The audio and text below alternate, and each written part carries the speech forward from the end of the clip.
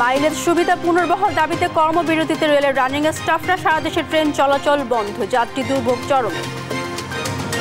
যখন আপনাদের প্রশাসন সিদ্ধান্ত দেবে আমাদের পক্ষে, সেই ক্ষেত্রে আমরা যাবো, এছাড়া আমরা অনড় থাকবো ইনশাআল্লাহ।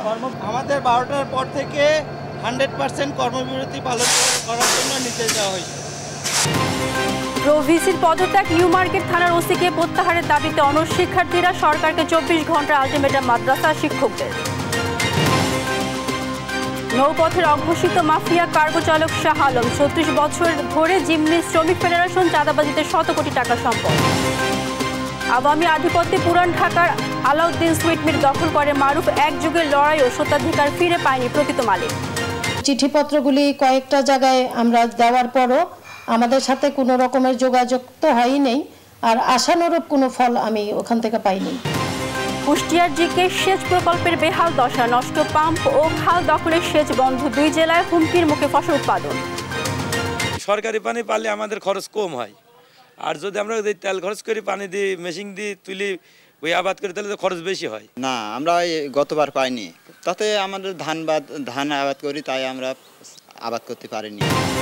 জলাবদ্ধতা ও চরম নিরাপত্তার ঝুঁকিতে ফেনীর বিসিক শিল্পনগরী, ব্যাহত অর্ধশত শিল্প কারখানা উৎপাদন, কর্তৃপক্ষের উদাসীনতার কারণ। বহু বছর ধরে এইভাবে হরি রয়েছে, কারো কাজকর্ম করে না।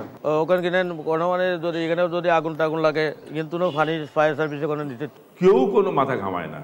এখান থেকে ওনারা নেবার চেষ্টা করতেছে, কিন্তু দেবার কোনো ফেসিলিটি না। এবং অবৈধ অভিবাসী তাড়াতে কঠোর অবস্থানে যুক্তরাষ্ট্র, অভিযানে 956 জন গ্রেফতার, স্কুলে যেতে ভয় পাচ্ছে শিশুরা, কাজ বন্ধ অনেকের।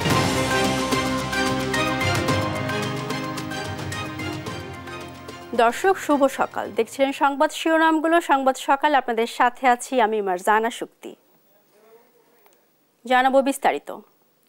মাইলেজ সুবিধা পুনর্বহাল সহ কয়েক দফা দাবিতে কর্মবিরতি পালন করছেন রেলওয়ের রানিং স্টাফরা। মঙ্গলবার মধ্যরাত থেকে কমলাপুর থেকে ছেড়ে যায়নি কোনো ট্রেন। জেলা পর্যায়ের বিভিন্ন স্টেশন থেকেও ঢাকার উদ্দেশ্যে কোনো ট্রেন ছেড়ে আসেনি। সারা দেশে রেল চলাচল বন্ধ থাকায় চরম দুর্ভোগে পড়াচ্ছেন যাত্রীরা। এদিকে কর্মসূচি প্রত্যাহারের অনুরোধ জানিয়েছে সরকার। বিস্তারিত ফাহিম ইউসুফের প্রতিবেদনে। বেতনের সঙ্গে অবসর ভাতা দেয়া সহ বিভিন্ন দাবি পূরণ হয়নি রেলওয়ে রানিং স্টাফ, কর্মচারী ও শ্রমিকদের। তাই পূর্ব ঘোষণা অনুযায়ী মঙ্গলবার রাত 12টা থেকে কর্মবিরতি শুরু করেন তারা। এর ফলে মধ্যরাত থেকে সারা দেশের কোনো রেল স্টেশন থেকে ট্রেন ছেড়ে যায়নি। যদিও 1.5 ঘন্টা দেরিতে কমলাপুর স্টেশন থেকে পূর্ব নির্ধারিত পঞ্চগড় এক্সপ্রেস রাত 1টায় ছেড়ে যায়। এরপর আর কোনো ট্রেন ছেড়ে যায়নি।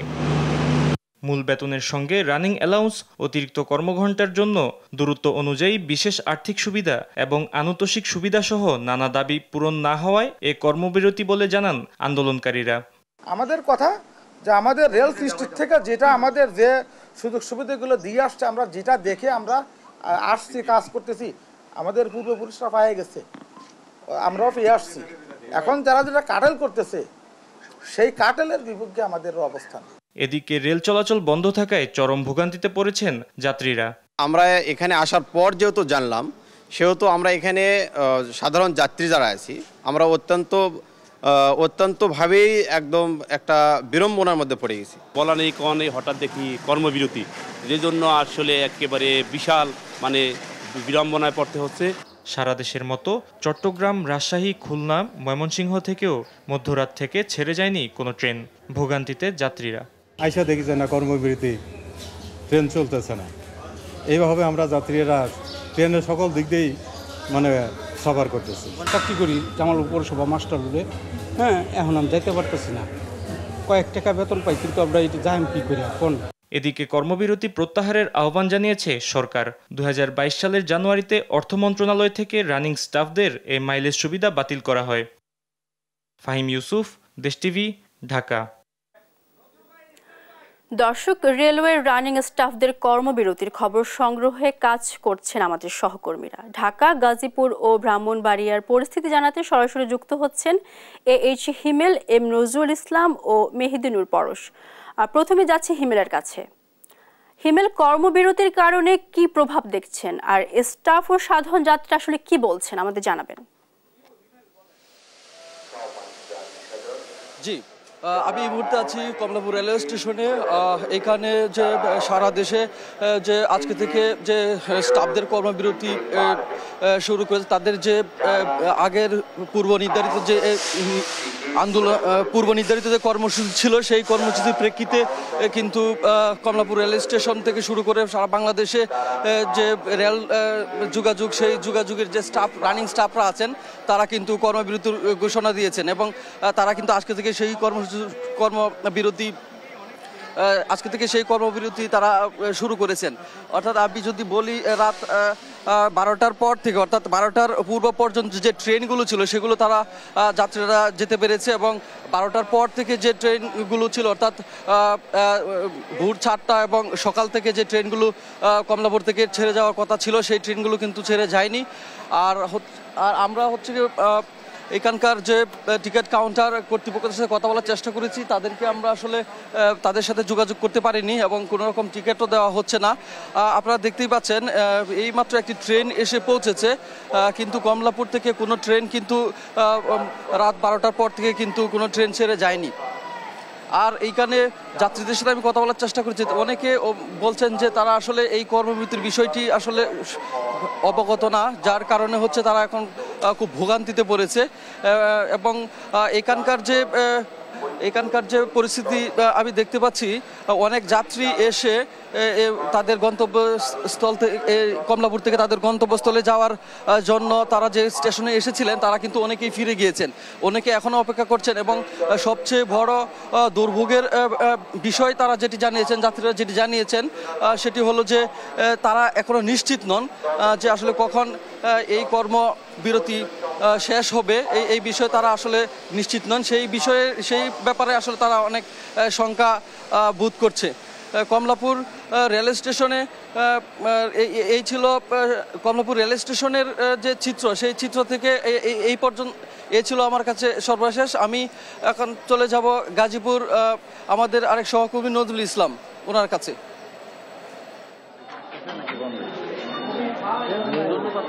আপনি যেমনটা বলছিলেন, আপনি জানেন যে আমি যেখানটা দাঁড়িয়ে রয়েছি সেটা হলো যে গাজীপুর রেলওয়ে স্টেশন। এখানে কিন্তু আমরা দেখতে পেয়েছি যে এখানে যে যারা দূরপাল্লার যে দূর দূরান্ত যে যাবেন এই সমস্ত যে যাত্রীগুলো রয়েছে তারা একটা দুর্ভোগের মধ্যে পড়েছিল। অর্থাৎ এখানে রেলওয়ে যে কর্মচারী বা কর্মকর্তাদের যে বিভিন্ন দাবি দেওয়া নিয়ে যে আন্দোলন, সেটা কিন্তু আপনার গতকাল রাত থেকে কিন্তু 12টার পর দূর দূরান্ত থেকে যারা টিকিট কেটে এই স্টেশনে অপেক্ষা করছিলেন তারা কিন্তু বুঝতেই পারেনি যে কি হচ্ছে স্টেশনে।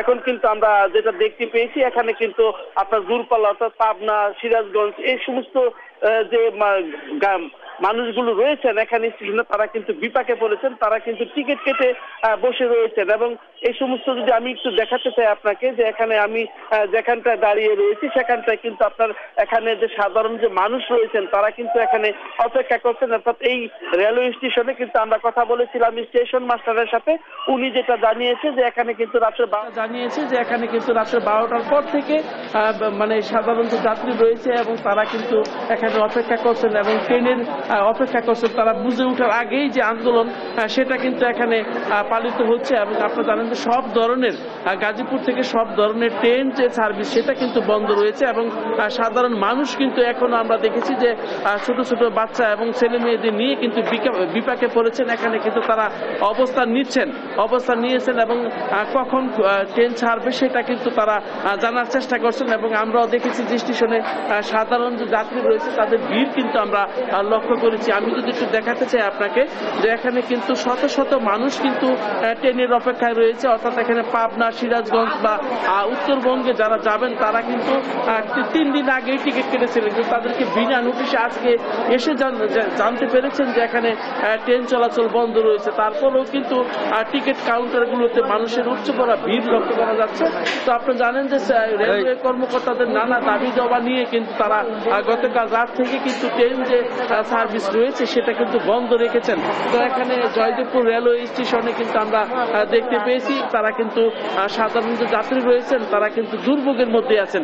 বলা চলে এক কথা যে তারা কিন্তু দুর্ভোগের মধ্যেই কিন্তু তারা এই সময়টুকু পার করছেন এবং তারা কিন্তু বিকল্প পথ ধরে অনেকে যারা নাকি ঢাকাগামী যারা রয়েছেন তারা কিন্তু বিকল্প পথ ধরে অর্থাৎ বাসের টিকিট সংগ্রহ করছেন, তারা সংগ্রহ করে কিন্তু এই জায়গা থেকে যাচ্ছেন।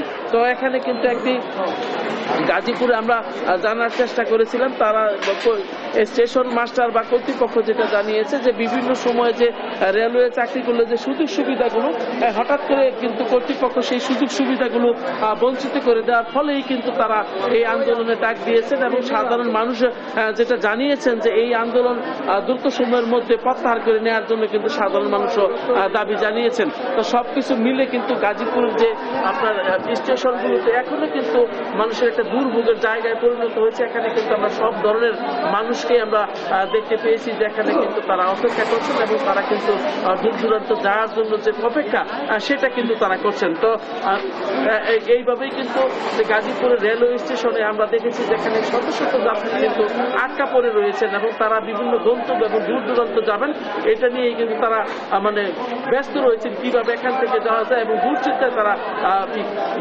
করছেন। তো আমরা চেষ্টা করেছিলাম তাদের সাথে কথা বলার জন্য, এইরকম দু একজনের সাথে কথা বলেছি। তারা যেটা জানিয়েছে পাবনা সহ সিরাজগঞ্জ বা উত্তরবঙ্গের যে সমস্ত জায়গায় তারা যাবেন তারা কিন্তু বাচ্চা নিয়ে কিন্তু বিপদে পড়ে রয়েছেন। তো আমরা এখন আমাদের সাথে যুক্ত হচ্ছেন ব্রাহ্মণবাড়িয়া থেকে পরশ এবং আমরা চলে যাচ্ছি পরশের কাছে।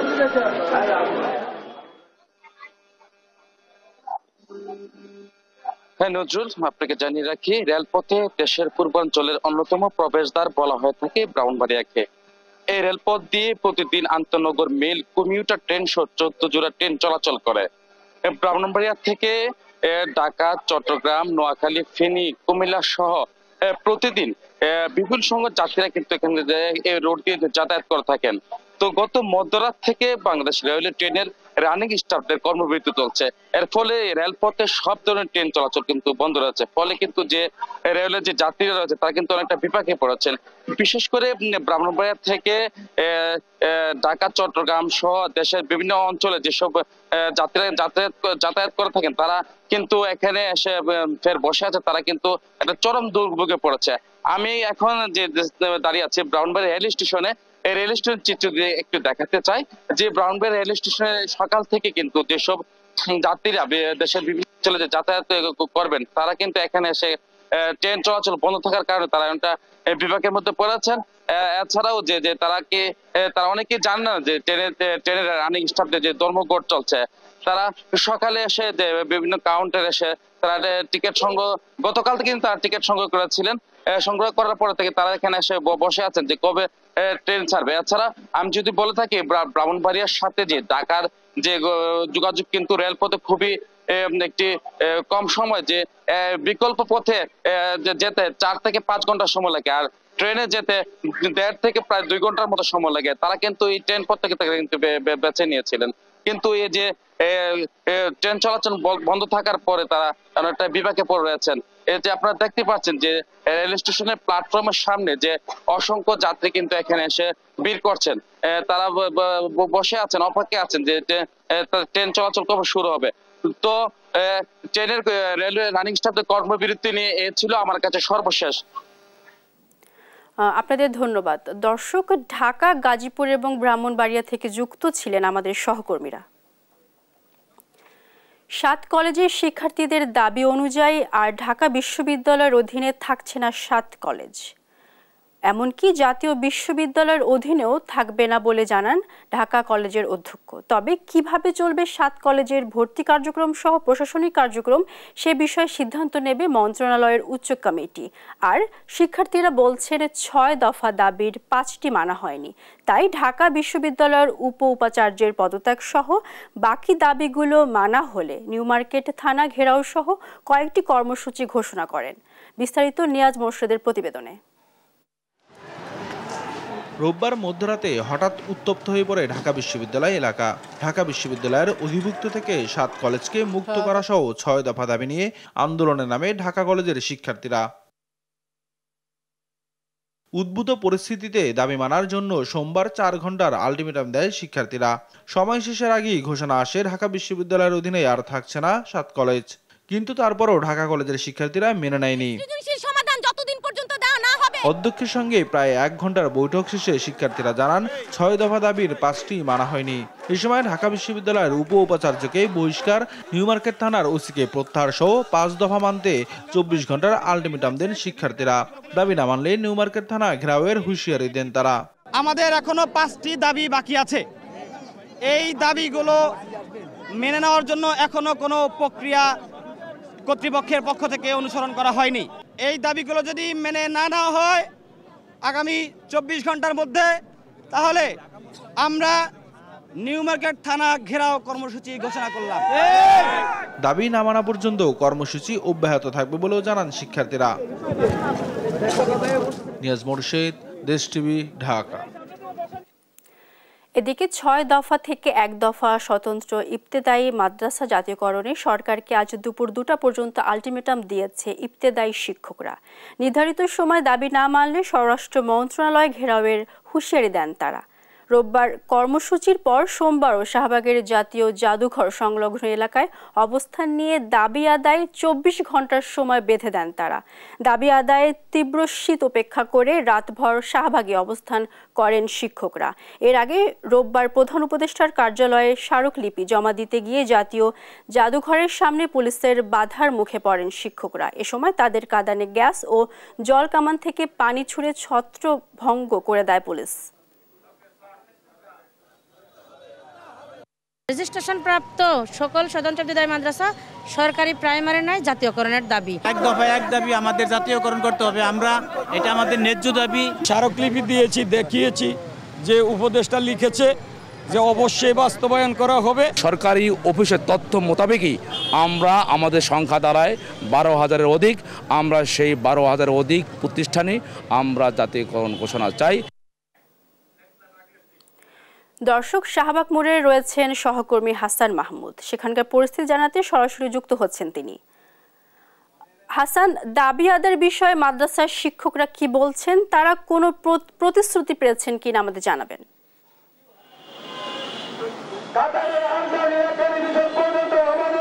আপনাকে ধন্যবাদ। আপনি যেমনটা বলছিলেন যে এখনো পর্যন্ত শিক্ষকরা কিন্তু এখানে অবস্থান করছেন। আজকে 10ম দিনের মতো তাদের অবস্থান কর্মসূচি চলছে, যেটি গত পরশুদিন শুরু হয়েছিল শাহবাগে। এর আগে 7 দিন তারা জাতীয় প্রেস ক্লাবের সামনে অবস্থান কর্মসূচি পালন করেছে। তবে এখন পর্যন্ত তাদের যে দাবি দেওয়ার ব্যাপারে সরকারের পক্ষ থেকে কোনো ধরনের যোগাযোগ করা হয়নি বলে অভিযোগ করছেন। যদিও গত পরশুদিন রোববার রাতে তাদেরকে মন্ত্রণালয়ে ডেকে নেওয়া হয়েছিল এবং সেখানে একজন যুগ্ম সচিব তাদের সাথে কথা বলেছিলেন এবং তাদেরকে আশ্বস্ত করেছিলেন যে তাদের দাবি দেওয়ার ব্যাপারে তারা সর্বোচ্চ সতর্ক কাজ করছেন। তবে এখন পর্যন্ত গতকালকে সারাদিন ছিল, 24 ঘন্টায় আসলে তাদের সাথে কোনো রকম যোগাযোগ করা হয়নি বলে এখানকার শিক্ষকরা বলছেন। এবং তাদের যে 5 দফা দাবি ছিল সেই দাবির প্রেক্ষিতে তারা কিন্তু সেখান থেকে সরে এসে 1 দফা দাবি নিয়ে এসেছে এবং তাদের যে মূল দাবিটি হচ্ছে তাদের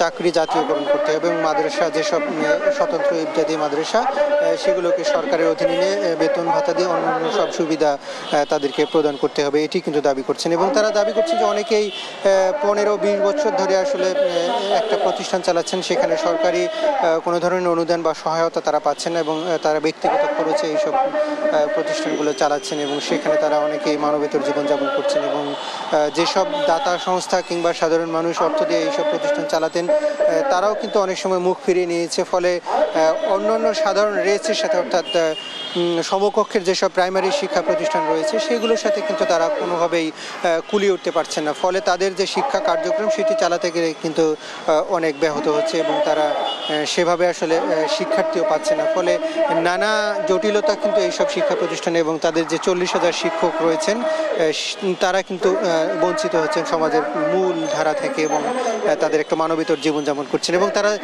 এখন পর্যন্ত যেটি সিদ্ধান্ত নিয়েছে যে যতক্ষণ পর্যন্ত তাদের 1 দফা দাবি বাস্তবায়ন না হবে ততক্ষণ পর্যন্ত তারা কিন্তু শাহবাগ ছেড়ে যাবে না এবং এই রাস্তা কিন্তু তারা এখন পর্যন্ত ছাড়ছে না। এবং আমরা দেখছি যে দুপাশেই কিন্তু পুলিশ প্রশাসনের পক্ষ থেকে সর্বোচ্চ নিরাপত্তা ব্যবস্থা করা হয়েছে, যেহেতু এর আগে একটি ছোটোখাটো একটা সহিংসতার ঘটনা ঘটেছিল। সেই সহিংসতা আর যাতে না ঘটে সে কারণেই কিন্তু পুলিশ প্রশাসনের পক্ষ থেকে সর্বোচ্চ নিরাপত্তার ব্যবস্থা করা হয়েছে। তো এই ছিল আমার কাছে এখান থেকে সবশেষ পরিস্থিতি। হাসান, আপনাকে ধন্যবাদ। নৌ কার্গো ভ্যাসেল ড্রাইভারের সহযোগী এখন কয়েকশো কোটি টাকার মালিক। ড্রাইভার শাহ আলম এখন নৌ শ্রমিক ফেডারেশনের সভাপতি। শুধু তাই নয়, ৩৬ বছর ধরে ভোট ছাড়াই জিম্মি করে রেখেছেন পদটি। শাহ আলমকে চাঁদা না দিলে লাইটারাস ভ্যাসেল থেকে ছোট বড় কোনো জাহাজেরই নৌপথে চলা অসম্ভব। সাগর নদীতে তার রয়েছে বিশাল দস্যু বাহিনী। শ্রমিকদের কাছে নৌপথের অঘোষিত দস্যু সম্রাট শাহ আলম। ফখরুল ইসলামের রিপোর্টে জানব বিস্তারিত। এখানে আপনাকে বসায় রেখে সারা বাংলাদেশের নৌ সেক্টর 1 ঘন্টার মধ্যে থামিয়ে দিতে পারবে। 1 ঘন্টার ভিতরে আপনি শুনবেন চট্টগ্রাম পোর্ট, মোংলা পোর্ট সহ অল বাংলাদেশের নৌ সেক্টর থেমে গেছে। বাংলাদেশ নৌ শ্রমিক ফেডারেশনের সভাপতি শাহ আলম ভূঁইয়ার দাপটে নাকি কাঁপে সারা দেশের নৌপথ। দম্ভ করে বলেন তিনি চাইলে 10 মিনিটেই বন্ধ করে দিতে পারেন সারা দেশের নৌ চলাচল। সাগর কিংবা নদীতে শাহ আলমের রয়েছে বিশাল দস্যু বাহিনী। সাগর ও নদীতে চলাচলে শাহ আলম বাহিনীর ভয়ে তটস্থ থাকেন সারা দেশের লাইটারেস ভ্যাসেল থেকে ছোট বড় সব জাহাজ সংশ্লিষ্টরা। ভেসেল মালিকদেরকে শ্রমিকরা জিজ্ঞাসাও করবে না, সোজা জাহাজ নিয়ে চলে যাবে এখান থেকে। শ্রমিক ফেডারেশনের নেতা হয়েও নিয়ন্ত্রণ করেন পুরো দেশের লাইটারেস ভ্যাসেল থেকে ছোট বড় সব জাহাজ চলাচল। কার্গো ভেসেল ড্রাইভারের সহযোগী থেকে নৌপথের অঘোষিত সম্রাট শাহ আলমের কাছে জিম্মি খোদ জাহাজ মালিক সমিতিও।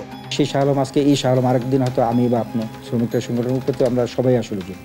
আর এতে জাহাজ মালিকদের জিম্মি করে বছরে 1000 কোটি টাকার নিয়ন্ত্রণও থাকতো এই শাহ আলমের হাতে, যার কিছু অংশ যেত শাহ আলমের পকেটেও। তার বাড়ি আর সম্পদ দেখলে চোখ কপালে উঠবে। ঢাকার কেরানীগঞ্জে সুবিশাল বাড়ি, পাশেই প্লট, এছাড়া চট্টগ্রামের ফটিকছড়ির ভূতপুরে রাজকীয় বাগান বাড়ি রয়েছে। আর রাজধানীতে নামে বেনামে রয়েছে বহু প্লট ও ফ্ল্যাট। সব মিলিয়ে কয়েকশো কোটি টাকার মালিক এই শাহ আলম। আমাদেরকে যেই পাওয়ারফুল অবস্থায় দেখবেন এখানে আসলে মনে বুঝে না। এই শাহ আলম বাংলাদেশ নৌ শ্রমিক ফেডারেশনকে জোরপূর্বক কুক্ষিগত করে রেখেছেন গত 30 বছরের বেশি সময় ধরে। শাহ আলমের ভয়ে তার বিরুদ্ধে ভোটেও দাঁড়াতে চান না কেউ। ভোট ছাড়াই গত 36 বছর শ্রমিক ফেডারেশনের সভাপতি। মাত্র 2000 টাকা বেতনের একজন কর্মচারী শাহ আলম একজন জলদস্যু হিসেবে বর্তমান নৌ সেক্টরে আবির্ভাব হয়েছে, যেন নৌ খাতের অদ্বিতীয় অধিপতি। আমরা চাচ্ছি কি এই সিন্ডিকেটটা না থাকে, মানুষ খোলা মুক্ত বাজার অর্থনীতি বিস্তার দেব, খোলা বাজার আমরা ব্যবসা করব। স্বৈরাচার হাসিনা আমলে মন্ত্রী শাহজাহান খানের হাত ধরেই নৌপথে প্রতাপশালী হয়ে ওঠেন শাহ আলম।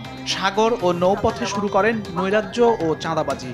এখনও জিম্মি দেশের নৌপথ, তবুও অধরা শাহ আলম। ফখরুল ইসলাম, দেশ টিভি, ঢাকা। হাজী সেলিমের অবৈধ ব্যবসা নিয়ন্ত্রণকারী কাউন্সিলর ওমর বিন আব্দুল আজিজের ঘনিষ্ঠ বন্ধু মারুফ আহমেদ আওয়ামী ক্ষমতার বলে প্রায় 1 যুগ ধরে দখলে রেখেছে পুরান ঢাকার ঐতিহ্যবাহী মিষ্টির দোকান আলাউদ্দিন সুইটমিট। দোকানটির মূল মালিক মোহাম্মদ মাসুমের পরিবার দোকান উদ্ধার করতে গিয়ে উল্টো মামলা হামলার শিকার হন বারবার। হয়রানি ও ভোগ দখল থেকে বাঁচতে বিভিন্ন সময় দ্বারস্থ হন আইনি সংস্থার, তবে পায়নি কোনো প্রতিকার। বিস্তারিত ফজলে আদিত্যের বিশেষ প্রতিবেদনে। আলাউদ্দিন সুইটমিট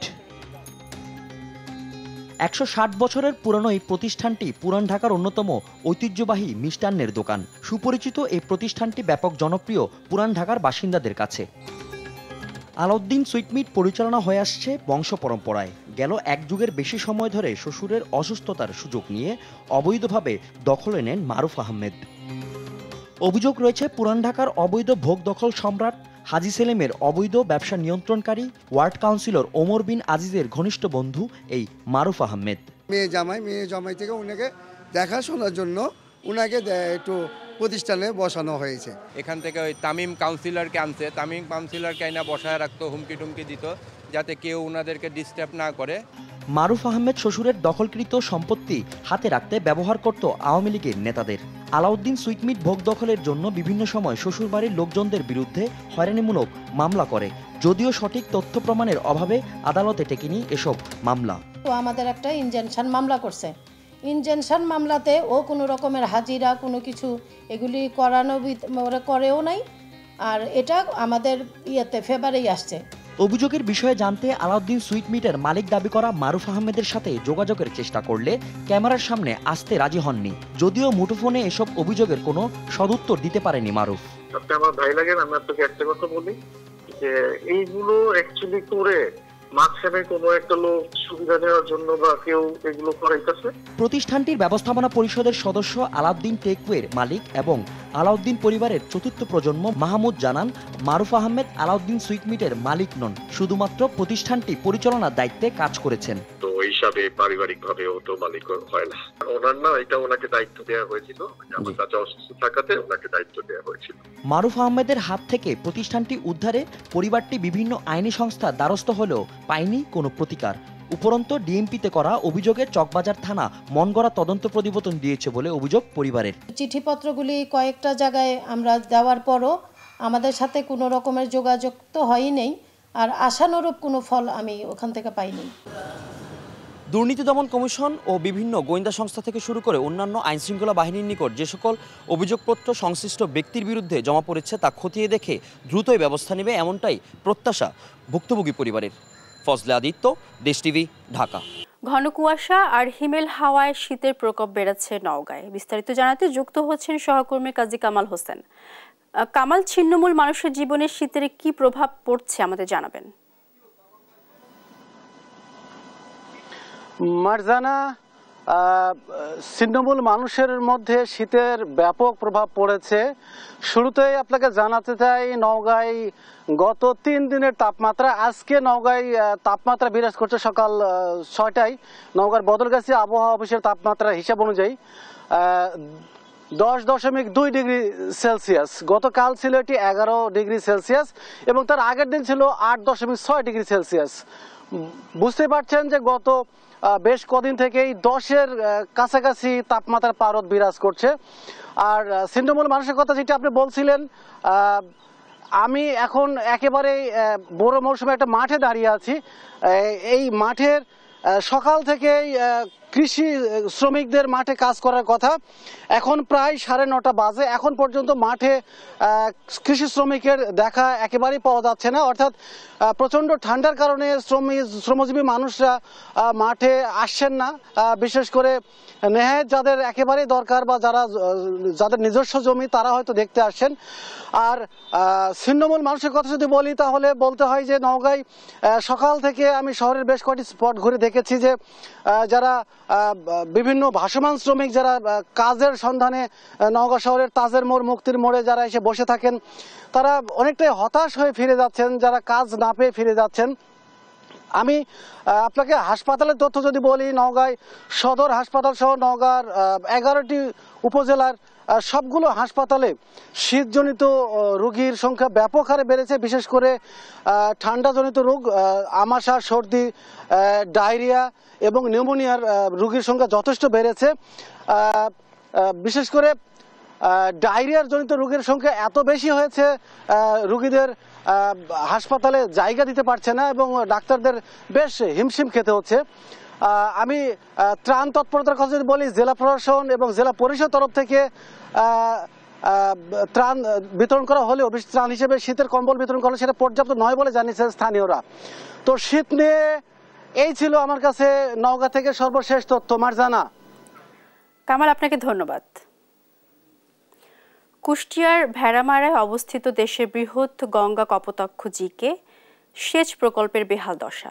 এই প্রকল্পের আওতায় এক সময় 4 জেলায় কৃষি জমিতে পানির সরবরাহ করা হলেও পাম্প নষ্ট ও খাল দখল হয়ে যাওয়ায় বর্তমানে কোনো প্রকার পানি সরবরাহ হচ্ছে না 2টি জেলায়।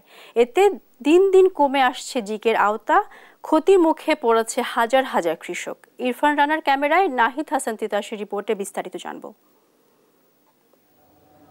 60-এর দশকে কুষ্টিয়ার ভেড়ামারা উপজেলার পদ্মা নদীর তীরবর্তী এলাকায় নির্মিত বৃহত্তর গঙ্গা কপোতাক্ষ সেচ প্রকল্পের মাধ্যমে কুষ্টিয়া, চুয়াডাঙ্গা, ঝিনাইদহ ও মাগুরা জেলার 13টি উপজেলায় প্রায় 1,16,000 হেক্টর জমিতে সেচ প্রদান করা হতো। তবে বর্তমানে কুষ্টিয়া ও চুয়াডাঙ্গা জেলায় মাত্র ৩৫ থেকে ৪০ হাজার হেক্টর জমিতে কোনো রকম সেচ সুবিধা পাচ্ছে কৃষকেরা। এতে ক্ষতির মুখে পড়েছে ৪ জেলার হাজার হাজার কৃষক। হুমকির মুখে ফসল উৎপাদন। সরকারি পানি পালে আমাদের খরচ কম হয়, আর যদি আমরা তেল খরচ করি, পানি দিয়ে মেশিন দিয়ে তুলি ওই আবাদ করি, তাহলে তো খরচ বেশি হয়। না, আমরা গতবার পাইনি, তাতে আমাদের ধান আবাদ করি, তাই আমরা আবাদ করতে পারিনি। বছরখানেক আগে বিকল হয়ে যায় জিকে সেচ প্রকল্পের 3টি পাম্পের মধ্যে 2টি পাম্প। দীর্ঘদিন ধরে পাম্প দুটি সংস্কার না হওয়ায় সচল একটি পাম্প দিয়েই কোনোরকম চলছে সেচ কার্যক্রম। বিস্তৃত এ সেচ প্রকল্পের প্রধান খালের পাশাপাশি শাখা খাল আছে 467 কিলোমিটার। দীর্ঘদিন খনন না হওয়ায় যার অনেকাংশই হয়ে গেছে বেদখল। তো আমাদের এই 3 নম্বর পাম্পটা মেরামতের কাজ চলমান আছে এবং এটা হচ্ছে জানুয়ারি ফেব্রুয়ারির শেষের দিকে আমরা এই পাম্পটা মেরামত শেষ করার আমাদের ইচ্ছা আছে। অনেক লোকবল কমে গেছে, আগে ছিল অনেক, এখন তো সীমিত হয়ে গেছে, এই যার কারণে মাঠে তারা যেতে পারে না। এই অবস্থায় কৃষকরা দখলেও নিয়ে গেছে। তবে এ বিষয়ে পানি উন্নয়ন বোর্ডের কর্মকর্তারা বলছেন, খাল সংস্কারের পাশাপাশি নতুন পাম্প হাউস নির্মাণে নেওয়া হচ্ছে 1300 কোটি টাকার প্রকল্প। দখলদারদের উচ্ছেদ করতে প্রস্তুত করা হচ্ছে তালিকাও। স্থাপনা যেগুলো হয়েছে সেগুলো আমরা তালিকা তৈরি করছি, কিন্তু যেসব এলাকাতে পানি যায় না সেসবগুলোতেও আসলে অবৈধ স্থাপনাটা বেশি তৈরি হচ্ছে। মিটিংয়ের সিদ্ধান্ত অনুযায়ী 1300 কোটি টাকার মধ্যে এই ডিপিপিটা বিকাশ করে দেওয়ার জন্য বলছে। 2টা মেইন পাম্প এবং 5টা সাবসিডারি পাম্প প্রাথমিকভাবে আমরা করব। জিকে প্রকল্প আধুনিকায়ন ও দখলদার উচ্ছেদ করা হলেই খরাপ্রবণ 4 জেলার কৃষকেরা পানি পাবে সারা বছর, বাড়বে ফসলের উৎপাদন, এমনটি মনে করেন সংশ্লিষ্টরা। নাহিদ হাসান তিতাস, দেশ টিভি, কুষ্টিয়া।